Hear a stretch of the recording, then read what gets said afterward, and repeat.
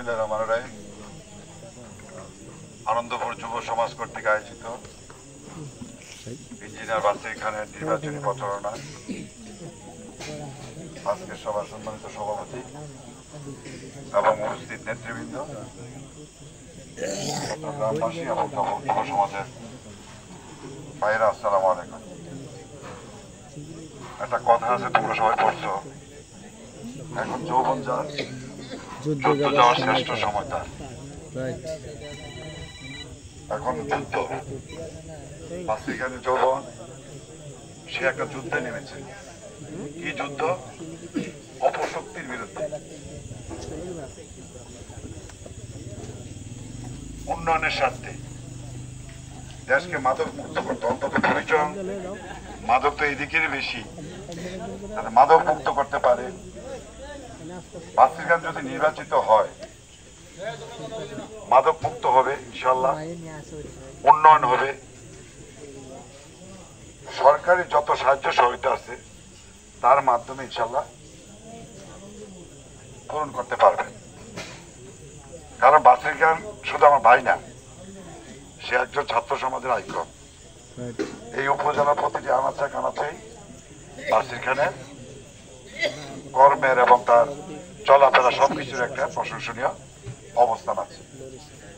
আপনারা যদি এই 29 তারিখে বাসির খানে নির্বাচিত করেন, উপজেলা পাবে একজন যোগ্য জনপ্রতিনিধি, আর আপনারা পাবেন আপনাদের একজন যুব আইকন, নাকি?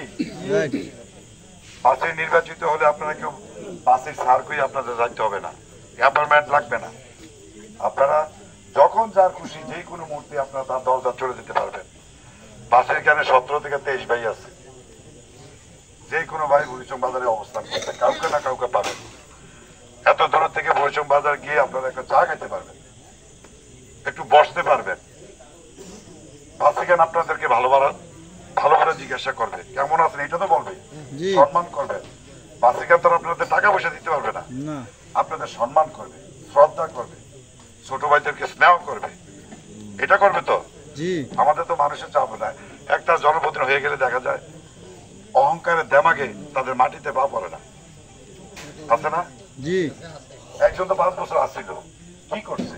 কিছু করছে না, কোন জায়গায় কিছু করে না। এখন বাহানা করতেছে করোনার জন্য নাকি কিছু করতে পারছে না। আরে করোনাতে তো বেশি করছি আমরা কাম, করোনা কাম করাতে তো মানুষের কাছে ভালোবাসা পাওয়াই তো আজকে আমি জেলা পরিষদ সদস্য নির্বাচিত হয়েছি। ইচ্ছা থাকলে আপনার করোনা জরিনা সরিনা কোনো কিছু লাগে না, মনের ইচ্ছা শক্তি দিল সবচেয়ে বড় শক্তি। হায়াত মত আল্লাহর হাতে, কে কিভাবে মরবে আমরা কেউ জানি না। তো মৃত্যু যেহেতু আমার যেদিন হইবে দিতে লেখে আছে, তো যতদিন বাঁচি মানুষের সেবা করে যায়, নাকি? আমার পরিবার মানুষকে সেবা করতে জানে।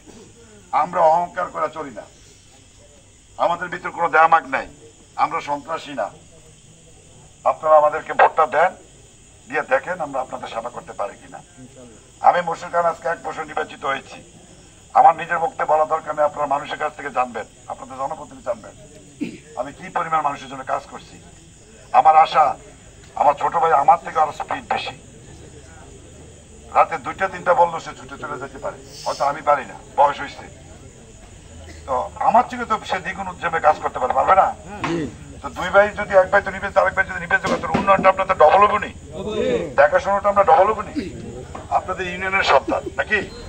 আপনাদের সবাইকে আমি উদ্যত আহ্বান করব, আপনারা সবাই দল বল নির্বিশেষে আগামী 29 তারিখ ভোট কেন্দ্রে যাবেন।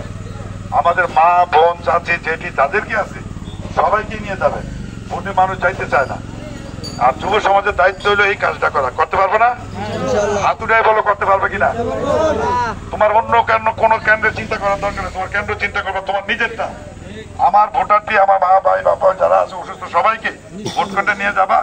সকাল 8টার সময় চলে যাবা, 10টার ভিতরে ভোট দিয়ে মা বোনদেরকে বাড়ি পাঠিয়ে দিবা, আর তোমরা কেন্দ্রটা পাড়া থাকতে পারবে না? আমি তোমাদেরকে কথা দিয়ে গেলাম বাসিখানের পক্ষ থেকে, একদিন তোমরা 29 তারিখ তোমরা কষ্ট করবা, আর আগামী 5 বছর জনপ্রতিনিধি হিসাবে বাসির খান তোমাদের সেবা করবে। এই আশা ব্যক্ত রেখে আপনাদের সকলের সুস্থ এবং মঙ্গল কামনা করে আমি আমার বক্তব্য শেষ করছি। ধন্যবাদ সবাইকে। ভালো থাকবেন।